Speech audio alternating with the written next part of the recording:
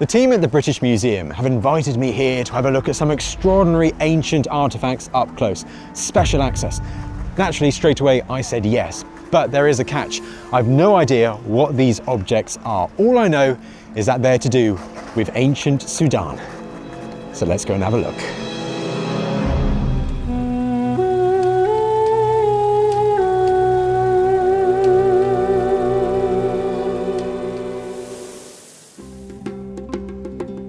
The artefacts will be part of an exhibition touring the UK called Ancient Sudan, Enduring Heritage. Curator Dr. Loretta Kilroe has agreed to show me them in their study room.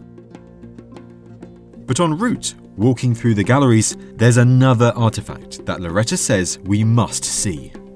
This is the first object that we're going to have a look at. Ah, okay, I recognise this one. So it is Roman, we should mention that straight away, shouldn't we?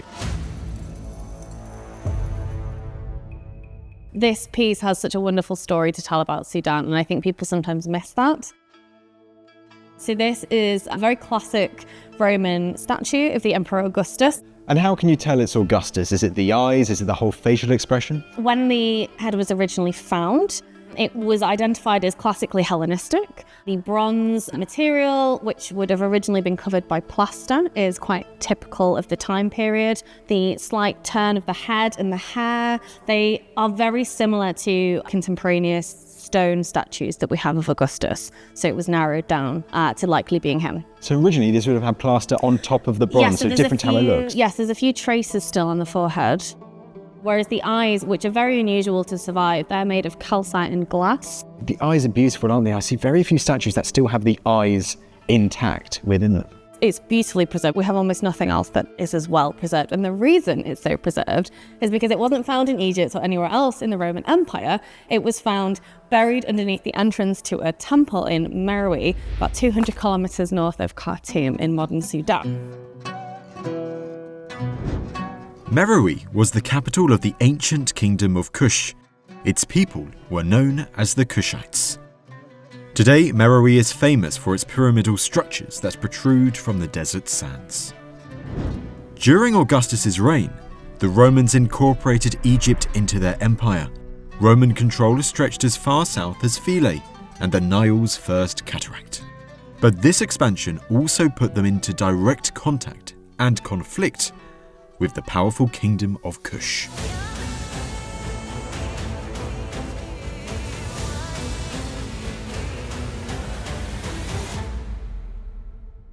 Why does this head end up in Sudan? We're not entirely sure. The head was discovered in 1910 by an archaeologist called John Garstang, and it was a complete surprise. And everyone was amazed by the fact there was a Roman piece so far south in Sudan. We know that there was a war in Egypt and with the Kushites between 25 BC to 22 BC. The historian Strabo talks about this. What we think happened is that the Kushites swept into Egypt. We know from Strabo's story that they burned temples and they attacked the Romans and they decapitated statues. This piece has been very neatly decapitated. Oh yeah, so that's it. The head has just been cut off. Absolutely. So this is an amazing artifact that might corroborate with an ancient literary source. So archaeology and literature going together to learn more about the story, the context behind this object. Strabo talks about this war in a little bit more detail. He mentions a warrior queen, a one-eyed warrior queen he calls Kandake.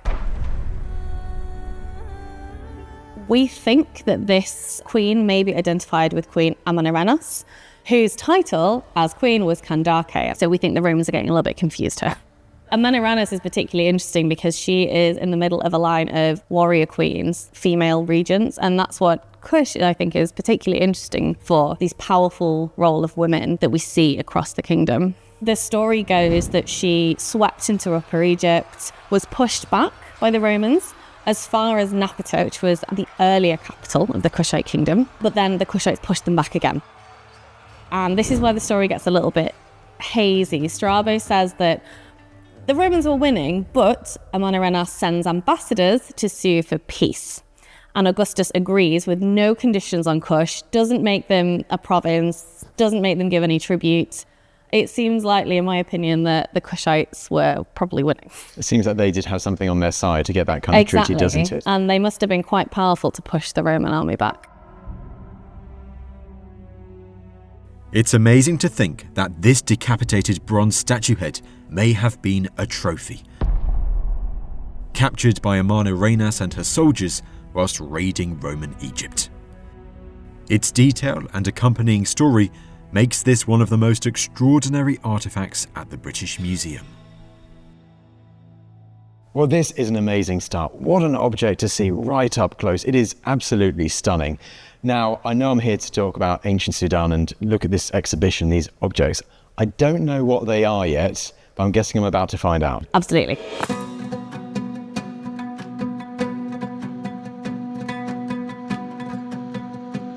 What have we got here? This is quite the piece we have in front of us. So this is an offering table that would have been placed outside of a tomb of an elite, probably man, sometimes woman, and used by relatives to bestow nourishment on the deceased after death. What we call it is pouring libations. So they would pour a liquid in here, so it could be beer, wine, water, or milk. This would then overflow, go into this channel around the side, and then run down the spout.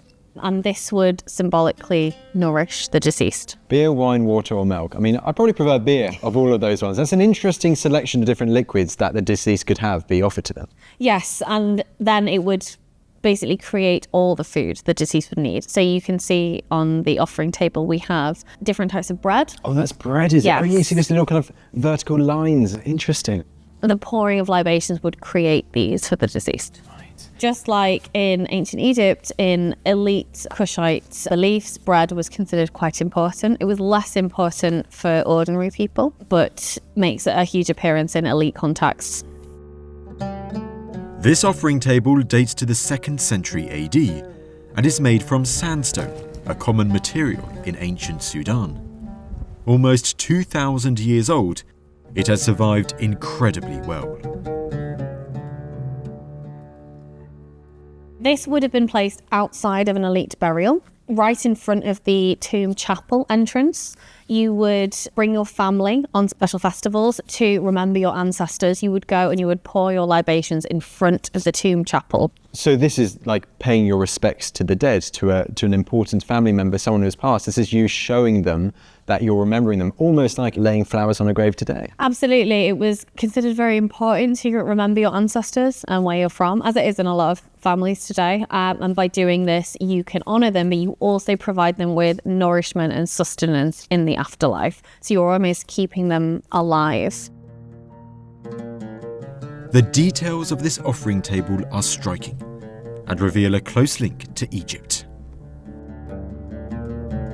So you can see on the left, this is a representation of Anubis. Or the Egyptian, the god of the underworld. Yes, so linked with the Egyptian god of the underworld, exactly. And the same on the right, we have the goddess Nephthys, who again is quite familiar from the Egyptian pantheon. You recognise the deities based on the headdresses in particular, Anubis's ears and the headdress on Nephthys. It's the jackal of Anubis, yes, isn't it? Exactly. Yes. But they don't look Egyptian. They are clearly hybridized with local belief systems. The reason that we are getting these Egyptianized elements on a Kushite object is because much earlier during the Egyptian New Kingdom, the Egyptians conquered Sudan and colonized it for about 500 years.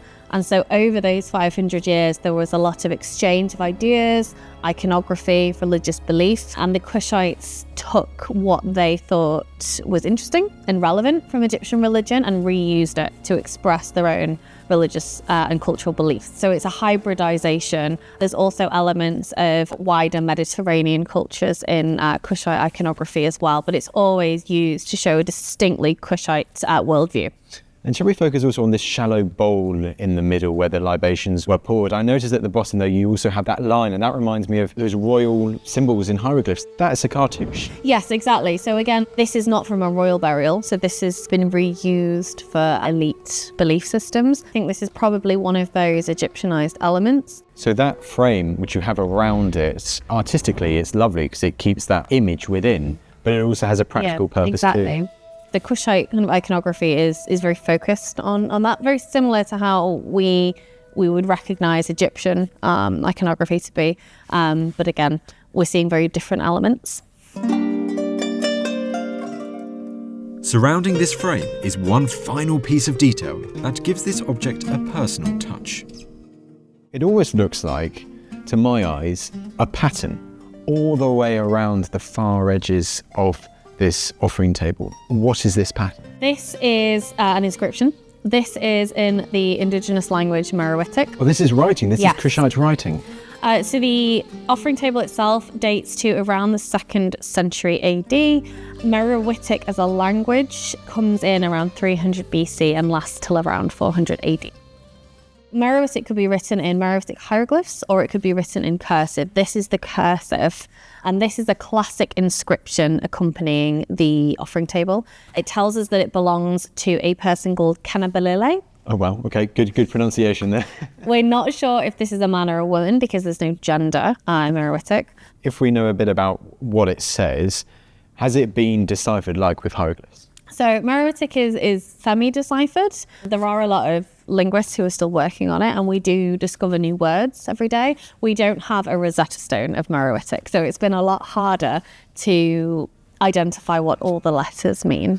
But clearly this person had access to a lot of wealth and resources. This was placed outside a very fine tomb in the site of Pharas, which is a large necropolis that is now flooded under Lake Nasser, Lake Nubia. Oh, wow. So to have this is pretty special because you can't now reach that site anymore. Absolutely. So this is kind of all we have. The site was excavated in the early 1900s and never fully published. So the collection that we have from Pharas is really important for understanding it.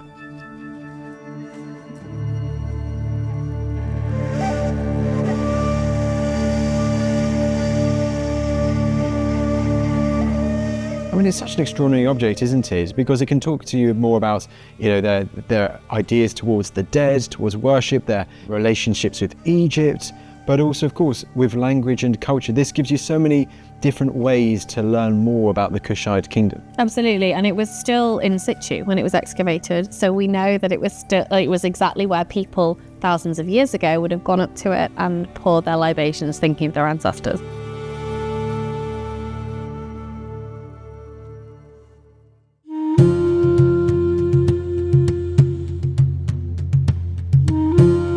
Now, Loretta, this is the face of a goddess.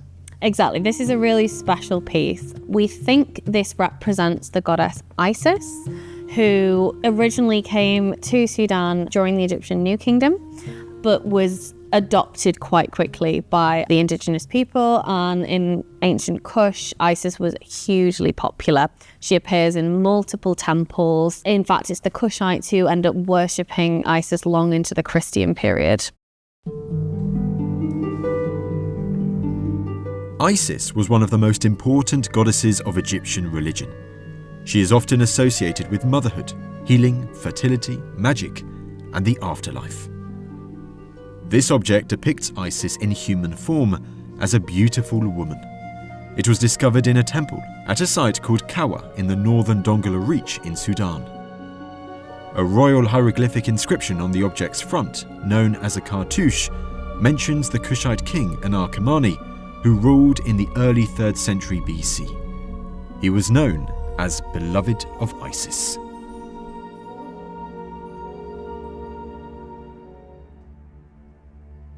Do we think that this was the head of a statuette of Isis within this temple? I mean, what was its function? No, instead, it's likely that this was the front of a ritual boat that was used to transport the statue of a god between temple spaces, that will have been carried by priests from one temple to another across Sudan.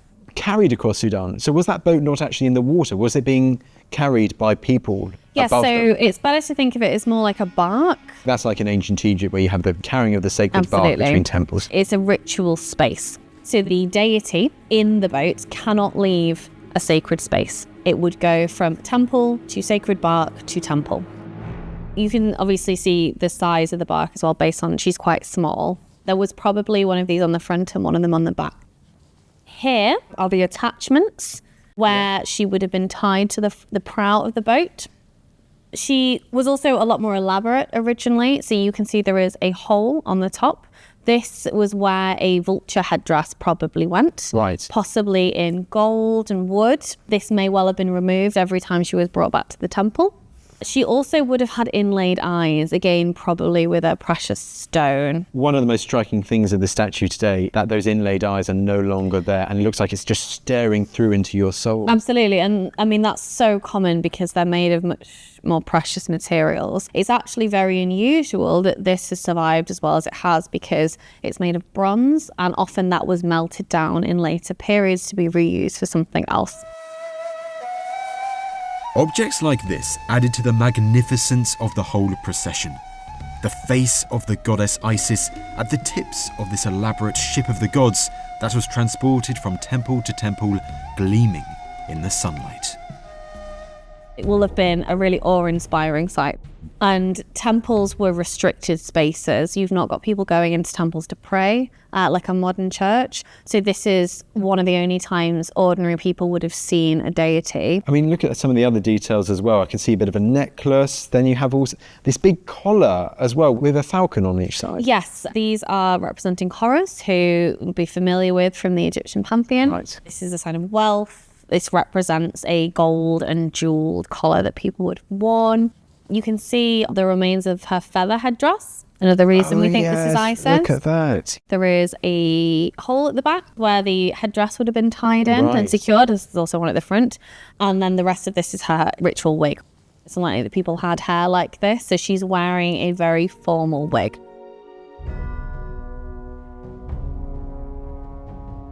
To have this bronze representation of Isis survive almost 2,000 years and in such good condition is extremely rare.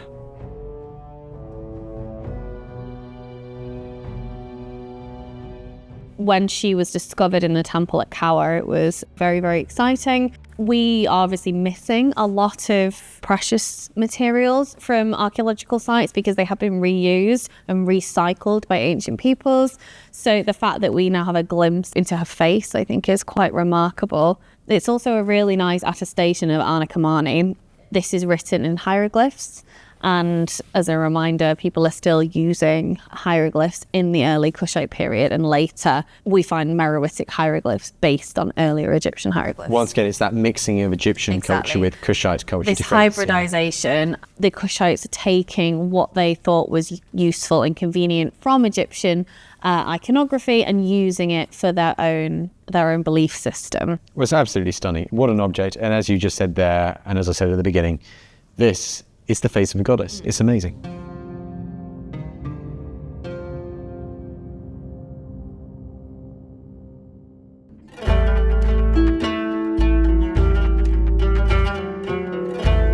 So this is a beautiful storage jar made of Nile silt, so made from clay that is just found along the banks of the Nile.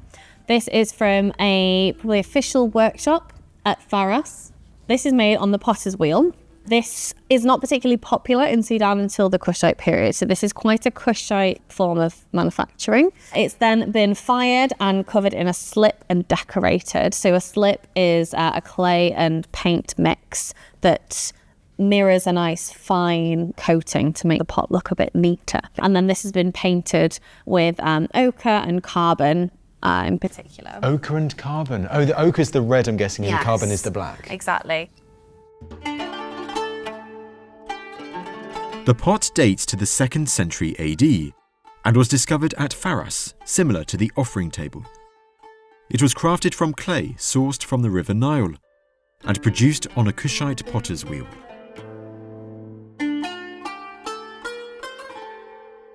This type of pot was used to store liquid, possibly beer, but it was also meant to be seen, hence the impressive decoration. I've never seen crocodiles depicted in quite a way like this before. They look quite happy, actually. Crocodiles are shown in two different ways in ancient Kush. They are often shown as almost like an enemy, shown attacking people in temple reliefs. They would represent a generic evil.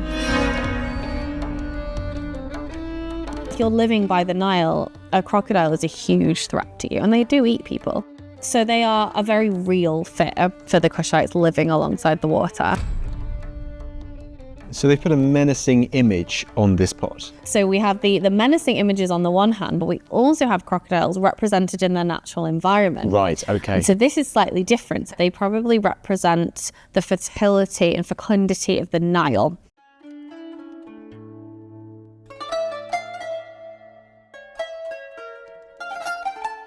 Many Kushites were farmers. They irrigated the land next to the Nile and grew various crops such as wheat and barley, cotton too.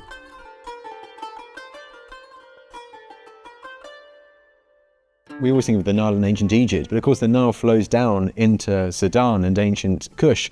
So I'm guessing the Nile was also really important for the Kushites. Absolutely, and particularly in Lower Nubia, where this piece was found, the agricultural land is quite narrow. So the Nile is really, really important for people.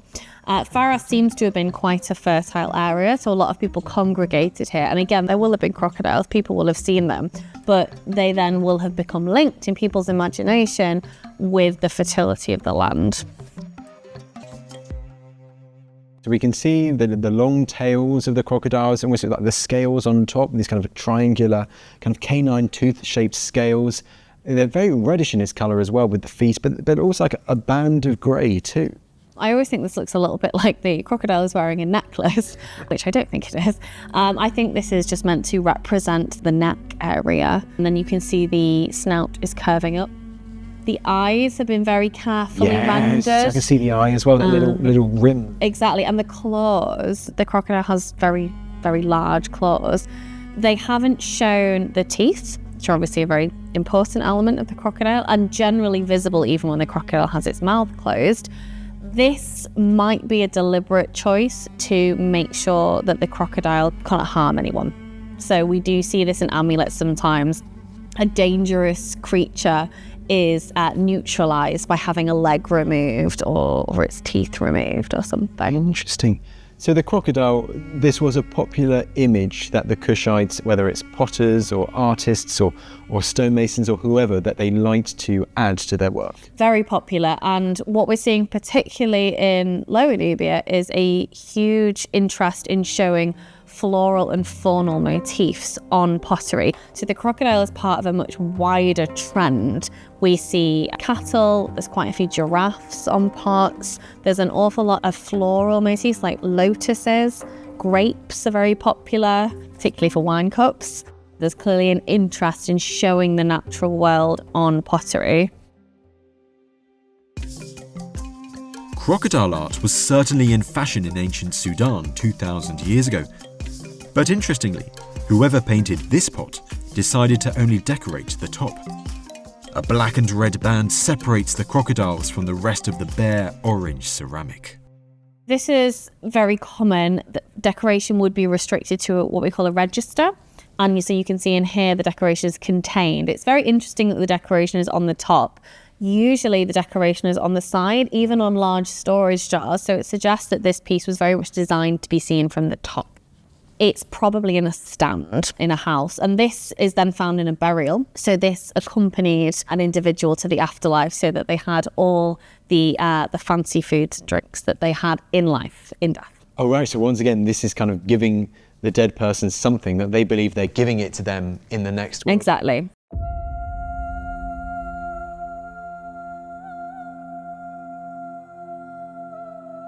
With Kushite afterlife, I know in ancient Egypt there's this belief that there were creatures in the afterlife like crocodiles and going along a river. Do we think that they would have thought that there had been crocodiles or similar kind of beasts in the Kushite afterlife? So we unfortunately don't know. There aren't as many texts in ancient Kush as there are in ancient Egypt. So we know that they seem to have had very different belief systems.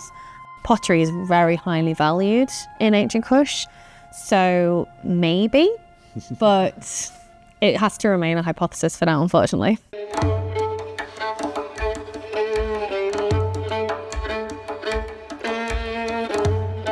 For our last object, Loretta wanted to show me something that connects ancient Sudan with the present day, a symbol of the country's enduring heritage.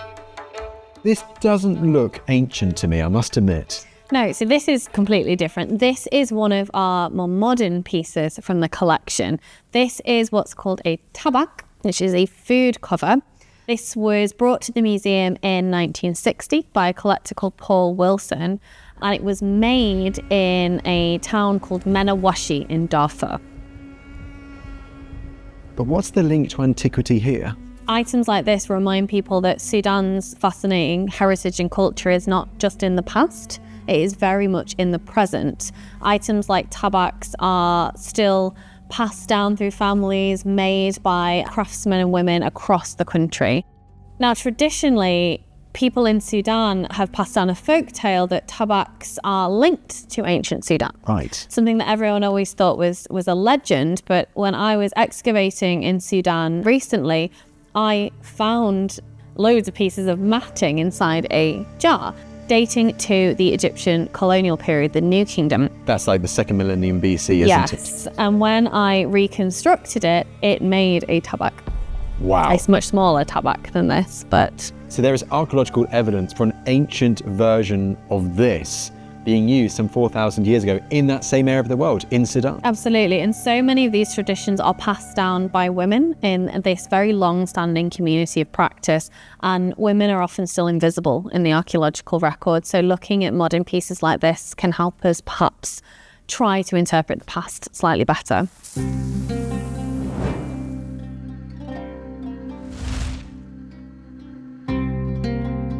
What strikes you when looking at this tabak is its intricate rings of patterns.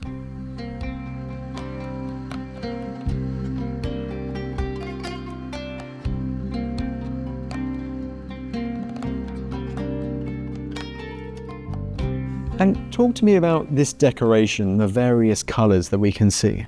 We don't 100% understand the meaning of all the decorations, but what is clear is that they are individual. They almost represent a signature. This particularly large tabak is known as like a 40-day tabak, and this would have been brought out for special occasions like a wedding. Everybody would have brought their own tabak to cover food, and at the end you would need to get your own tabak back. So you need to kind of look at this as almost like identity markers. There's also discussions that the shape and the colours link to the sun and its brightness. Is it possible that tabaks back in ancient times, the Kingdom of Kush, or the tabak equivalent, may well have been similarly bright and elaborate in their design? I'd say almost definitely. Just like we saw with the pot before, there are ways of making bright colours, even in ancient times. These are dyed using modern dyes. We have some samples in the museum of the dye themselves, but the piece that I found in my archaeological site in Sudan, the weaving is exactly the same, and it's not difficult to imagine colours coming into that.